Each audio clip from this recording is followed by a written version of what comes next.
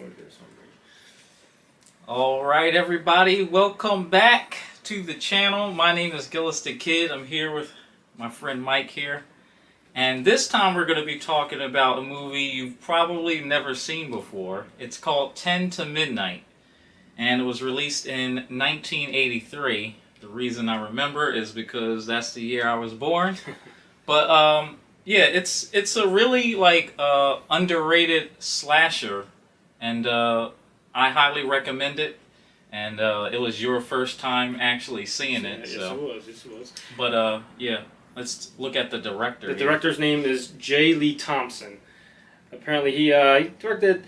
Believe it or not, we were looking up his info. It's hard to say. He was a screenwriter for a little bit. My God, from like 1937, from The Prince of Folly, Middle Watch, 1940. So he was doing stuff in the 30s to the 40s. He did a ton of movies in the 50s. The only couple of movies that I'm familiar with from looking up his movies from 1974, Huckleberry Finn. Of course, y'all know the story of that. That's Tom Sawyer's friend in the story in the movie line. Of course, done by Mark Twain, aka Samuel Clemens. And also the other movie from 1987, another horror movie, Death Wish for the Crackdown. So. Yeah. And Charles Bronson, he's known for like the Death Wish movies. Bruce Willis, he did like the remake of the Death Wish. I think he did like a remake of just the first Death Wish movie. Oh, okay. And yeah, and Charles Bronson, he always plays parts where he's like a detective or a cop, and he exacts revenge on people. So. Did he do Western too? Yeah. He did. Okay, I thought I remember on AMC I saw him in a couple Western movies too. Okay. He's known for Westerns just like Clint Eastwood is. Right. So. James Ernest from Gunsmoke. Right. But anyway, so this movie, it's about a killer named Warren Stacy. It's a young guy, and he's not very popular with the ladies. And the weird thing about him is, we'll get into that a little bit later, is, he'll ask women out and then get rejected. But he's basically a serial killer. And Charles Bronson, he plays as a detective. And the first scene... Leo Kessler. Detective Leo Kessler. Tough LAPD detective who pursues Stacy. And Kessler also has a daughter that will be getting... That will be Lisa L. Eli Batcher, if I'm saying her name right? Yep. Eli Batcher as Laurie Kessler, Leo's daughter, yeah? Yeah. So, so the movie basically starts off with Warren, he goes out... To the movies. Goes out to the movies. That's where it starts, I believe, right? Yeah, and... finds a couple of... he finds these... attractive women. Two young women. Sitting in the seats. and he's talking to them, and he's flirting with them, but the entire time he's actually trying to create a motive, because he's about to kill a woman that he was working with named what was her name? Betty. So he creates this whole motive to where they know exactly where he is. Right. He knows that if he commits a murder, eventually the police are going to ask him where he was. Where he was and everything. So. Right. And then they also, then when he was talking to the women at the theater, didn't they eventually start throwing popcorn at him or something? Yeah, that's the funny part. Yeah, because they wouldn't go away, so funny. Like, get out of here. Yeah, they're throwing popcorn at him, and he's like, you want some popcorn? That's how he does. Yeah. That was mean, Oh, of course. Yeah. So he sits back, he's watching a movie, and it's time to hit the men's room. Oh yeah, so that's where it kind of starts. Yeah, so he puts his plan into play. Right. He goes into the men's room, and then he carries like the rubber gloves. He's got like this little knife that he kills. Yeah, like opens up. It's like a flip knife or something, or switchblade. Switchblade. And goes climbs out the window. Goes out the window. And then he leaves it to where he can get back in. Oh yeah, he doesn't want to lock. Yeah, he just shuts it just a little bit. And but see, when he kills Betty out in the woods, I guess he knew where she was going. How did he know? How did he know? Yeah. I'm sure you're eavesdropping or something. Oh yeah, that's right. He did work in the office with them. Oh, there you go. So they would talk. He must have found out. Yeah. And one of the things, of course, he did was before he would kill them, he would take his clothes off. Exactly. So first of all, of course, no blood stains or anything would get on his clothes, obviously, and So. Yeah, that was his whole MO. So he would basically take off all his clothes, Right. shoes, everything. Everything off, exactly. All he would have is like his rubber gloves and his knife, And the knife, yeah. because he knew about like CSI and everything. So, DNA, blood, whatever. Mm. So he goes out to the woods. He finds Betty and her boyfriend. I making guess out, some yeah. guy she was dating at the time. Right, they're making out, yeah. He kills him and then he chases her. Chases her. And I get a kick. Well, I get a kick out of the way he runs too, because it kind of reminds you of the T-1000 Yeah. a little bit. He's like, and he's Yeah. like real serious too. He's like, if you've seen the movie, you know what we're talking about. Yeah. He runs exactly like a robot. Yeah. T-1000. But he's scary because he's naked. He's chasing after you naked. Right. You think, yeah. So you just assume he was probably gonna Yeah. rape her or something. That's the whole creepy part. Right. But yeah, He catches up with she was having sex with the guy. her. Yeah. She's naked. Right. So, the funny thing about him, he can run pretty fast without no shoes, too. Yeah, that was notice. because Yeah. what if he's running and God forbid he steps on a nail or something? Yeah. What's a good? Yeah, they'd be like, Yeah, we'll get to that in a minute. So, he finds Betty. I forget what he said to her. He says something like, why didn't you talk to me or something like that? I can't. But anyway, he kills her. Oh yeah, eventually he stabs her. Yeah, he stabs her with a knife. I'm guessing somebody found their bodies eventually and they called the cops. Right. So that's when you meet Charles Bronson. And now, after he killed the first girl, they had the funeral. Okay. So then he actually attended the funeral. That's why I told you, if you ever want to find a killer, he's going to be at the funeral. At the funeral. So, he's listening in to everybody. And that's where he met Charles Bronson's daughter. The daughter. Okay. So once he meets, I guess as soon as he met his daughter, he was, I guess in his head, he was like, oh, that's going to be my next victim. Yeah. But then you also meet his partner. His partner, right. Yeah. That was... His, yeah. McCann. Yes, Andrew Stevens. Yeah, Paul McCann. Paul Yep, McCann. Paul McCann. Is, And Gene Davis was the Yep. was the youngest psychopathic serial. So Paul McCann is basically like his young, partner. Right. He's a detective too. And also you meet don't forget also you meet the Captain Malone, Mm-hmm. played by of course I'm sure you probably know Wilford Brimley.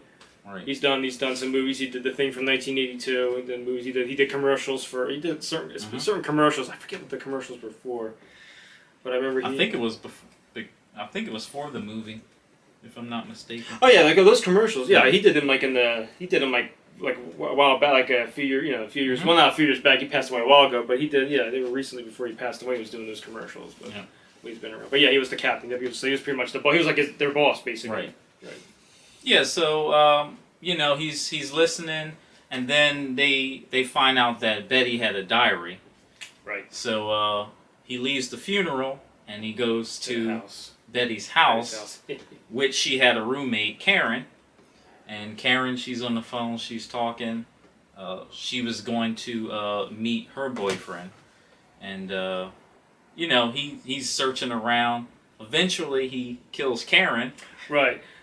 After he killed, right? Because that was after he killed. Then that's when he tried to take. He tried to.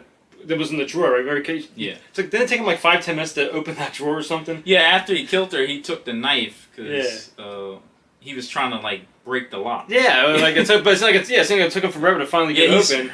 Right, and he finally, which he finally did. And the book, if I'm saying right, wasn't the book not in there or something, or? Yeah, so that was the thing I was wondering, because I guess the book wasn't in there. I guess Charles Bronson or someone found the diary before he could find it. But anyway, once they found the diary, Betty wrote down that she actually met him and he was a creep. So, eventually the police, they go to his apartment. And Charles Bronson, he's searching around his bathroom. And that's right. That's where they found. That's where he finds the.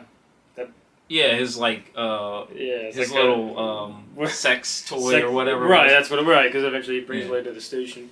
That's fun. Yeah. So how do that thing was pretty big. Yeah, Like, how did he get it out? How did he get out of the house? He never saw it. Yeah. Did he the like cop- slip it in his pocket or something? Like, If he would put it in his pocket, it would still stick out Yeah. though. or you know what? I think he did like eventually go into his apartment later on. I think he broke into. Did he go? Oh, he Yeah. went back to you. Okay. But yeah, you know. So I mean, the guy, he's pretty creepy. Eventually, they figure out like he's a suspect. Right. Just by asking him all the questions. Oh and yeah, of stuff. course. Eventually they finally arrested. Yeah, because they arrested. They him. did question the girls. They brought the two girls From to the the mov- station. From the movies, right? Yeah. It was 2 girls in the movies, right? And you know, his alibi checked out and whatnot. So, but Charles Bronson, of course, he wasn't fooled by. Oh yeah, it, he knew. so, It's like yeah. he knew. It's like he knew right away. Yeah, that he was. He's the killer. He kept taunting. Well, yeah, he kept taunting him. Took Yeah. out the set. He took out the set. You know what this is, Yeah, you know Warren? what this is. They took out the pictures. You see these pictures, Warren? You like Look- hurting girls? You like hurting girls? Yeah. Or is that what you do? You hurt girls when you get when you get rejected. Is that what you do? You hurt girls. Look at these pictures, Warren. Look at him. Yeah. And he grabs his head. Look at him. Um, And the captain everybody comes in. Oh, calm down, calm Yeah. down. the thing is, you know, he eventually framed him, so he took like Oh, one of later- his jackets. Oh, later on, Yeah. right? That's when Yeah. right because they had the D was like the DNAs or something or Well, yeah, he went to go talk to the guy in the lab. guy, the lab. Right. and he Yeah, because remember the lab guy got up. Remember that's when he went into the other room or something, Exactly. and that's when he he put the Yeah. blood or something on the Yeah. jackets. he framed him, and then you know they went to court. He started you know stalking Warren Stacy, Yeah. and then once they got to court, of course, Yeah. he admitted that he framed him, so they had to let him go. Oh, of course. Yeah. Yeah. And also they said at the station. Well, at the station too when when he had him in the when he had him in custody when he. Remember after he put his head down, you see the pictures. Remember even the captain said. Remember he says, Mhm. we got no evidence. We got nothing to prove that. Right. We got nothing to prove that he that he did it. Because his partner asked him too, like, did you Right. frame him or All right. so? And eventually, of course, his daughter started to like his partner. Oh yeah, that's right. They Yeah, started to have a little love connection yeah. in the movie too. I knew that was gonna happen. But yeah. So what was the next thing he did? Did he kill someone else? It was just the two girls. But I know Charles Bronson. He had to go to like Betty's parents' house Okay. and tell them that That they were she she was- did. Because remember, he's like, man, I know those people. Yeah. So, yeah. After that, he goes after Charles Bronson's daughter. Okay. So, that's what really made him mad. Right. And Remember, he that's, started like following him around the city. right. And she was on hell. She has the roommates, right? She was like in a. Mhm. It was like a. Wasn't it? What was it? It was like a college? dorm Was it a dorm? room. Yeah. She had like what, like 3-4 roommates Yeah. or something. Right. 'Cause she was a nurse, Right. and Warren Stacy, the killer, started like stalking her, Right. which is a big mistake. So. Oh yeah. Speaking of roommates, one of the black girl, Oh yeah. You were Uh, talking about this, Olga right. Ray, she played as Michael Jackson's girlfriend in Thriller. the music video, right? So, yeah, just a little cameo there for you. Jeez. Which I believe was Thriller was what 1982, Uh, probably around the same time. I don't know about Yeah. I don't know about 82. Maybe. Thriller, yeah. 83, 84, maybe 84, maybe. Thriller came out in 1982, Was it 82? Yeah. Okay, was that old? Okay. and then I don't know if she did the music video or what, but yeah, the black chick. She was from Thriller, and then Warren Stacy he goes after his daughter, and then I know Charles Bronson did go back to his apartment. Well, that's right. Because he went back. Right, because he went back to the apartment when he was going after her, I think. Yeah. And then I forget how he found out. Oh well, he told his partner to watch out for his daughter. Oh. Remember, he said, "I'm gonna watch out for her." Well, that's right. Then he got fired, didn't he? He did. Yeah, that was you're right. I remember now. Yeah, he got fired. Yeah. That's right. They eventually fired him because he was getting too obsessed. Yeah. And well, then of course they found out about the And when the he blood framed samples. the blood Yeah. samples. Right. So eventually they finally gave him his resignation, or he got fired resignation. So yeah, eventually, Oh, what did he do? Didn't he go to like one of those like strip clubs? Yeah, he picked up the hooker. Yeah. So the killer planned to pick up the hooker. He took her to the apartment and he drugged her, for another motive. And then he goes back into his little killer mode and he gets naked and then he goes to the dorm room and the one girl, remember, she's like, I'll get the door. Oh, she's like, no, don't open the door. And he grabs her. Yeah, by the throat. Where is she? Where is she? She's not here. Well, eventually she killed. Yeah. Well, eventually, remember, she's like, "Why'd you lie? Yeah. Why'd you lie?" You would think that all four of them would just, I don't know, maybe realistically, you would think all four women would just beat the shit out of him. Yeah. But he did have a knife. Oh yeah, yeah. But she, he did. Oh, the black girl, she was in the shower. Oh, that's right. Because she said she's in there. Well, that's right. Yeah, that's right. Because she killed. Yeah. Right, he killed her. Then that's when she killed the girl at the door. Because that's when he said, Why'd you lie? Why'd you lie? Yeah, you told me she was in there. Yeah, and then of course he kills her too. And then she was hiding under the bed. Right. Eventually because that's right. That she escaped. Then he went after her. Right. That's when Bronson came in the apartment. You opened the door. Right. Yeah. That's when he saw the body. That's when he saw the bodies on the floor. Right. And that's when the chase. That's pretty much when the whole chase began towards the end. He was naked, chasing her. Yeah. She at was full speed too. T-1000. I don't care. I still say it still looks like the T-1000 in my opinion. Yeah. Yeah, the chase was on. Then eventually he got in his car. He started chasing him. Caught up with him. Yeah. Oh well, he must have doubled back around because remember he caught his daughter. Oh, okay. And then he held the gun out, and but the killer was like, "I am sick. You can lock me up all you want. I'll find a way to get out." Because remember what his lawyer said before? He was like, "Listen, if your trial don't go too well, we're just gonna say that you're crazy, and then you." And he was like, "But I'm not crazy." And he was like, "Well, crazy is better than lethal injection," or I think he said lethal injection. Yeah. But yep, he took his gun. Right, because he said at first he kept taunting him a few times too. He's like, go ahead, go ahead and do it, go ahead and do it. And don't forget too, real fast, right before it happened too. I know there was one scene too where wasn't he in the car too? It was like earlier on in the movie where they were next to each other in the car. And he kept, he was following them. He was following them too. Yeah. So, but anyway, you're making life really bad for Warren Stacy. But yeah, at the end, right? Then at the end, of course, yeah, we told him, go ahead, no matter what you do, I'm sick, take me out. And then he takes the cops. gun. Yeah, that's the cops. Yeah, as the other cops were coming. And boom. And then right in the head. Right in the head. And it's funny too. Like as soon as he did, then the movie actually just ended too. Yeah. There was nothing. Yeah, nothing happened after that. Yeah, he shot him, and then the credits rolled. Yeah, the credits. I know. That's like crazy. That's kind of like the movie I Spit on Your Grave. Yeah. The original when after she killed all the three guys at the end. I think after she killed the last person, I think because she was in the boat and the credits comes up as she was in the boat. She was in the motorboat leaving the credits. Yeah, so it's like the same thing. So everybody's dead at the end. That's pretty much what happened. Yeah. So but it's it came out around the same time as like Friday the 13th. Right. And all those other slasher movies. Right, Halloween came out. Yeah. I feel like it's a movie you should, like, if you're into horror movies, it's definitely a movie you should try.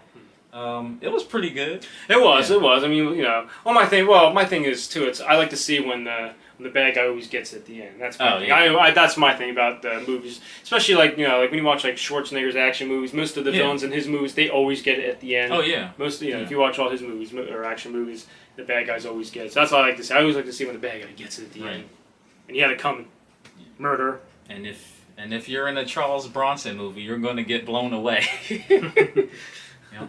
But that's all I have. That's it. Yeah, because like I said, it was a short movie, so that's why we're kind of sped up on this one, speeding up on this one. So definitely check it out. It is on Blu-ray. It's not easy finding DVDs now. Look on Amazon. You got I'll Amazon. drop all the links down into the description for you, so you can definitely check it out. It's 10 to Midnight, 1983. But So And real fast, I hope everybody had a happy Fourth of July. I hope everybody got to be together, have a cookout, and be with the family. So cook out, eat burgers. burgers, hot dogs, grilled chicken. Yeah. That's about. I'm a grilled chicken person, so Yeah. so definitely I hope everybody had a happy Fourth. So already. Yeah, and you know, don't forget to like and subscribe. It really helps out the channel. We're gonna have some more movies coming up pretty soon. Absolutely. I want to thank everybody for watching, and we will catch you on the next one. Peace.